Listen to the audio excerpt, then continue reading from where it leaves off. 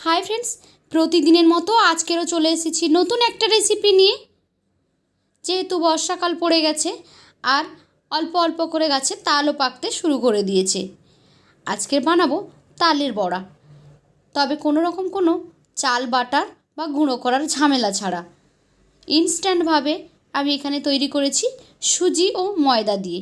খুবই সহজভাবে রেসিপিটি তৈরি করেছি, একবার দেখে নিন। প্রথমেই লাগবে তালের রস। তালের পাল্পটাকে আমি এখানে বের করে নিয়েছি, দেখছেন কতটা ঘন, একদম ঘন ঘন রসটা বের করে নিয়েছি।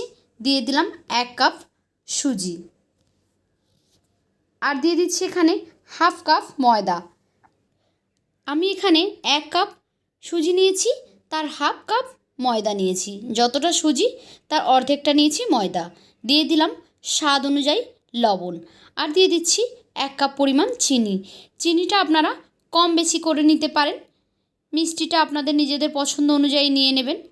এখন চামচ দিয়ে সমস্ত উপকরণকে খুব ভালোভাবে মিক্স করে নিচ্ছি। আপনারা চাইলে পুরোটা এখানে তালের পাল্প ব্যবহার করতে পারেন।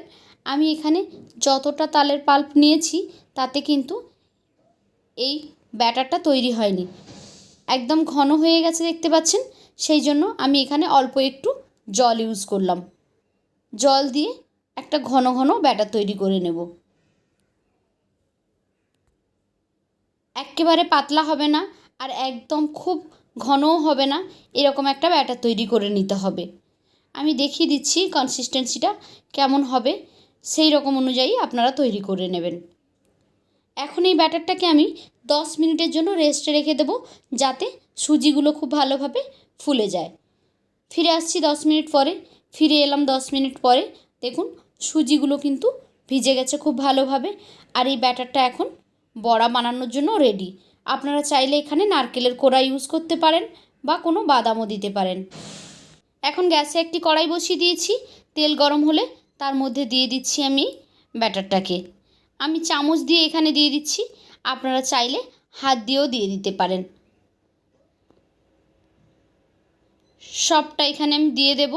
তারপর কিছুক্ষণ অপেক্ষা করব, যতক্ষণ না একটা সাইড খুব সুন্দরভাবে ফ্রাই হয়ে আসছে ততক্ষণ। গ্যাসটা লো টু মিডিয়াম হিটে রাখবেন, আর হালকা হাতে নাড়াচাড়া করে দিচ্ছি। এখন একটা সাইড হালকা হালকা কালার এসেছে, আমি এগুলোকে উল্টে দিচ্ছি। এই একই রকমভাবে দুটো সাইডকে লো টু মিডিয়াম হিটে গ্যাসটাকে রেখে এদিক ওদিক নাড়াচাড়া করে সুন্দর একটা গোল্ডেন ব্রাউন কালার নিয়ে চলে আসব। যে দেখুন কালারটা খুব সুন্দর এসেছে, দেখেই বুঝতে পাচ্ছেন।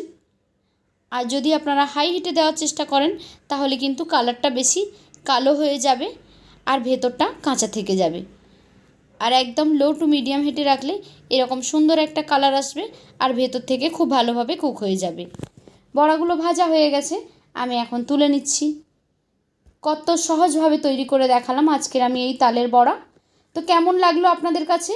যদি ভালো লেগে থাকে তাহলে লাইক, কমেন্ট অ্যান্ড শেয়ার করবেন।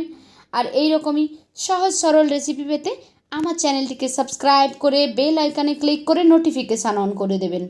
তাহলে যখনই আমি কোনো নতুন ভিডিও আপলোড করব সেই ভিডিওর নোটিফিকেশান সবার আগে পৌঁছে যাবে আপনাদের ফোনে। তো আজকের মতো এই পর্যন্ত। ফিরে আসবো আগামীকাল নতুন আরও একটি ভিডিও নিয়ে। ততক্ষণ সবাই ভালো থাকুন। টাটা।